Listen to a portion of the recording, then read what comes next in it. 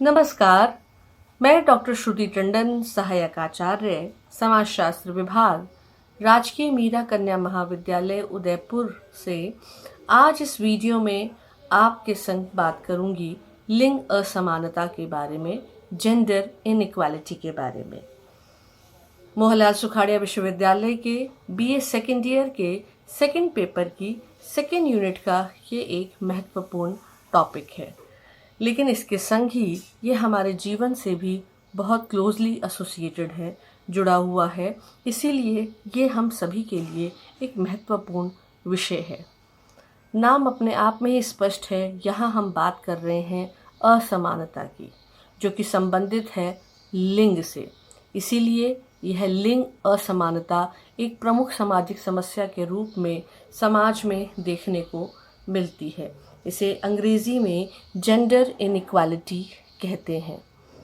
बात अगर हम करते हैं कि आखिर असमानताओं की बात कहाँ से आती है, तो समाज की संरचना, संगठन और व्यवस्था में लिंग की समानता और असमानता का विशेष महत्व है।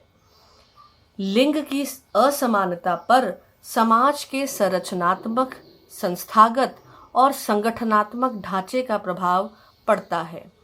लिंग की असमानता भी समाज के संतुलन, व्यवस्था और विकास को प्रभावित करती है।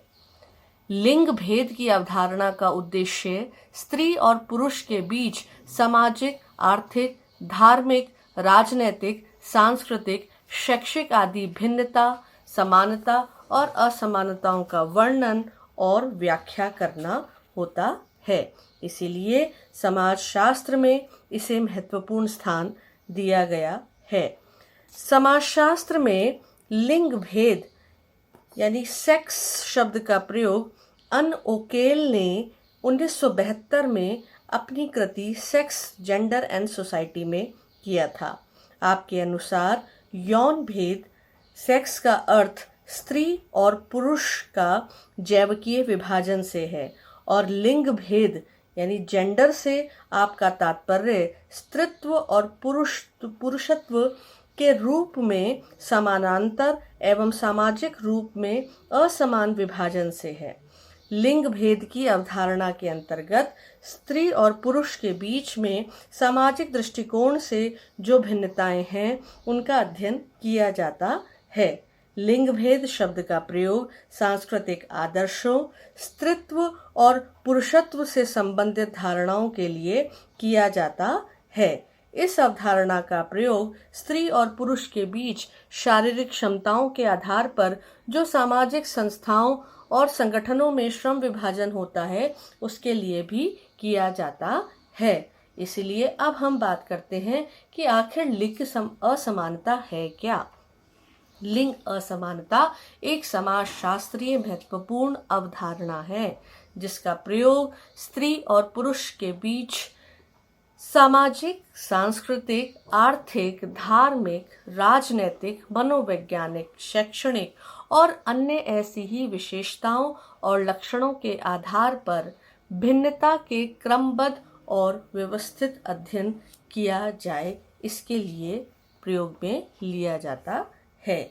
भारत में कई प्रकार से, कई रूपों में हमें और कई जगहों पर लिंग असमानताएं देखने को भी मिलती हैं। समकालीन भारत में विकास योजनाओं के द्वारा अनेक सामाजिक परिवर्तन हो रहे हैं, इसे हम मना नहीं कर सकते। संविधान के द्वारा अनेक क्षेत्रों में समानताओं के अधिकार दिए गए हैं। कृषि का आधुनिकीकरण, नगरीकरण, औद्योगिकरण, आर्थिक विकास, शिक्षा के प्रचार और प्रसार के व्यापक परिवर्तनों की प्रक्रियाओं के कारण इसे गति मिली है, जिससे कि लिंग असमानताएं दूर करने के प्रयास किए जा रहे हैं। परंतु इनसे भी इसमें समाधान करने की और अधिक आवश्यकता है। इन सभी परिवर्तनों ने भारतीय समाज में नारी की स्थिति को सुदृढ़ करने का प्रयास जरूर किया है, फिर भी इस स्थिति में सुधार लाने की और अधिक आवश्यकता है। इसलिए अब हम बात करते हैं कि लिंग असमानता के वो कौन से सूचक हैं जो कि हम समाज में आसानी से देख सकते हैं। तो सबसे पहले हम बात करते हैं लिंग की सामाजिक सांस्कृतिक असमानताओं के बारे में, यानी कि socio cultural inequalities of women gender. समाज की संरचना पुरुषों और स्त्रियों से मिलकर बनती है। ये परस्पर क्रिया और प्रतिक्रिया करके सामाजिक व्यवस्था का निर्माण करते हैं। पर हर समाज की परंपरा के अनुसार प्रत्येक स्त्री और पुरुष की निश्चित परिस्थिति और उसकी भूमिकाएं होती हैं। ये परिस्थिति और भूमिकाएं, जिसे हम स्टेटस और रोल के रूप में भी जानते हैं, समाज की परंपरा के अनुसार लिंग भेद पर आधारित होती हैं तथा असमान होती हैं, जिन्हें हम सामान्य रूप से अपने जीवन में देख सकते हैं। जैसे कि अगर हम बात करें सत्ता, स्थान, वंश की असमानताओं की, यानी कि लोकेलिटी, अथॉरिटी और लिनेज की इनइक्वालिटी की, तो स्थान असमानता से तात्पर्य है कि विवाह के बाद वर या वधू में से कौन अपना जन्म आवास त्याग कर जीवन साथी के आवास पर जाकर रहता है। भारत में अधिकतर परंपरा यही है कि विवाह के बाद वधू अपने पति के माता पिता के यहाँ जाकर रहती है, उसे अपने पिता का घर छोड़ना होता है। सत्ता का पिता से पुत्र और वंश परंपरा पिता से पुत्र की दिशा में हस्तांतरित होती है। केरल के नायर और मेघालय की खासी जनजातियां अपवाद हैं, जहां पर मातृवंश और मातृ स्थानीय परंपराएं प्रचलित हैं। परंतु भारत के अधिकांश परिवार पुरुष प्रधान हैं। सभी प्रकार के निर्णय पुरुष द्वारा लिए जाते हैं। हम बात करें गृहस्थी के कार्यों में लिंग असमानता की, तो यह भी देखा जाता है कि गृहस्थी के लगभग सभी कार्य, जैसे खाना बनाना, बच्चों को पालन पोषण करना, कपड़े धोना, घर की साफ सफाई करना आदि कार्य स्त्रियां करती हैं। यानी कि गांवों में तो स्त्रियों की स्थिति और विचारणीय हो जाती है, जहां वो खेत पर पुरुषों के लिए खाना लेकर के जाती हैं और खेती से संबंधित कार्यों के संग घर का भी कार्य करती हैं। अर्थशास्त्री इन कार्यों को, जिसमें समय और श्रम दोनों लगाने पड़ते हैं, उसे कार्य या रोजगार में गणना नहीं करते हैं। हालांकि आजकल स्त्रियां घर के बाहर नौकरी करती हैं, पुरुष सहयोग भी करते हैं, फिर भी गृहस्थी के कार्यों को उसी कर्तव्य परायणता के साथ पूर्ण करने की उनसे अपेक्षा की जाती है। भोजन में असमानता भी इसके सूचक के रूप में दिखाई देती है, क्योंकि अनेक सर्वेक्षणों के निष्कर्ष हैं कि भारतीय परिवारों में गृहिणियों और लड़कियों को खाने से संबंधित अनेक प्रकार की असमानताओं का सामना करना पड़ता है। पुरुष वर्ग पहले भोजन करते हैं, बाद में कम भोजन होने से स्त्रियों को कम भोजन मिलता है। अधिक पौष्टिक भोजन भी पुरुष और लड़कों को परोसा जाता है।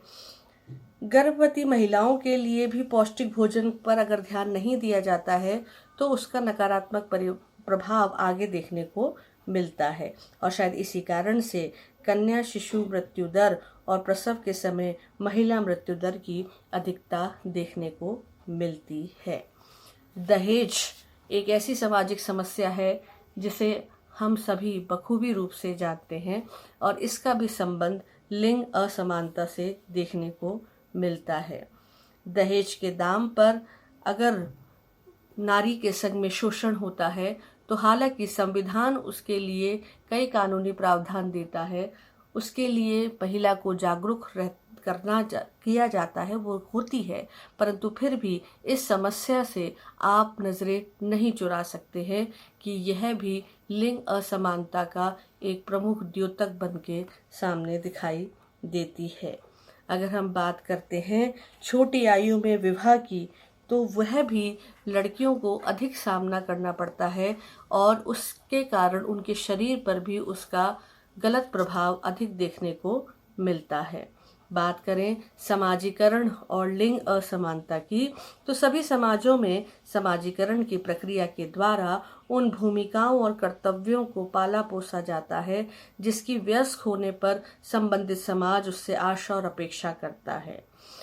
व्यक्ति की अपेक्षित भूमिकाएं और कर्तव्य लिंग, जाति, वर्ग, परिवार आदि के अनुसार भिन्न भिन्न होते हैं। समाजीकरण की प्रक्रिया लगभग सभी समाजों में स्त्रियों और पुरुषों के मध्य अंतर को विकसित करती है, जिसे पुरुषोचित या और स्त्रियोचित भूमिकाओं के रूप में देखा जाता है। समाजीकरण के द्वारा ये कहना गलत नहीं है कि स्त्रियों में आज्ञाकारिता, विनम्रता और शील संकोच जैसे लक्षणों को सशक्त किया जाता है, जबकि इसके विपरीत पुरुषों में बहादुरी, साहस, निर्भयता, स्वावलंबन, शक्तिशाली, कठोरता, आदेश देने वाला उसे बनाया जाता है। हालांकि आज परिवारों में इस प्रकार से संशोधन किए जा रहे हैं कि बालिकाओं को भी उनके समाजीकरण के दौरान सशक्त बनने की प्रेरणा दी जाती है, परंतु फिर भी एक बहुत बड़ा वर्ग इस प्रकार की शिक्षा नहीं दे रहा है और समाजीकरण में यह अंतर देखने को मिलता है। शिक्षा और लिंग असमानता की अगर हम बात करते हैं तो लड़कों की शिक्षा पर अधिक ध्यान और अधिक खर्च किया जाता है, जबकि लड़कियों पर कम।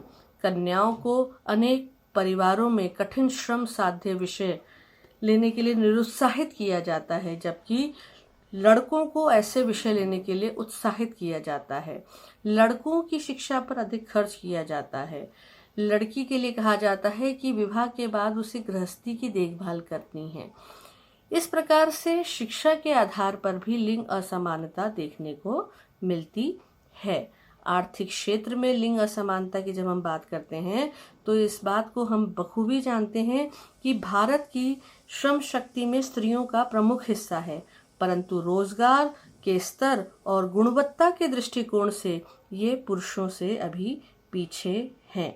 प्रमुख उद्योगों में महिला कर्मचारियों की संख्या के विश्लेषण से स्पष्ट होता है कि अधिकांश महिलाएं सामुदायिक, सामाजिक और निजी सेवा क्षेत्र में कार्यरत हैं।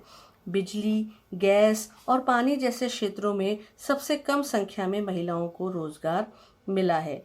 इलेक्ट्रॉनिकी का सामान बनाने वाली छोटी छोटी इकाइयों, बीड़ी, तंबाकू, कांच की फैक्ट्रियों, घरेलू नौकरी, सिले कपड़ों में निर्यात उद्योगों में महिलाएं प्रमुखता कार्यरत मिलती हैं और इन क्षेत्रों में महिलाएं सर्वदा छटनी के डर के दबाव में काम करती हैं और शोषण का शिकार भी हो जाती हैं। इन क्षेत्रों में महिलाओं को अपर्याप्त मजदूरी मिलती दिखाई देती है। इस प्रकार से यह लिंग असमानता के वो सूचक हैं जो समाज में हमें देखने को मिलते हैं। इसीलिए यह आवश्यक है कि महिलाओं को भी शिक्षा के उचित अवसर मिले, उनमें भी आत्मसम्मान की भावना का विकास किया जाए और समाज में उन्हें वो सुरक्षित स्थान दिया जाए, जिससे कि यह लिंग असमानता समाप्त की जा सके।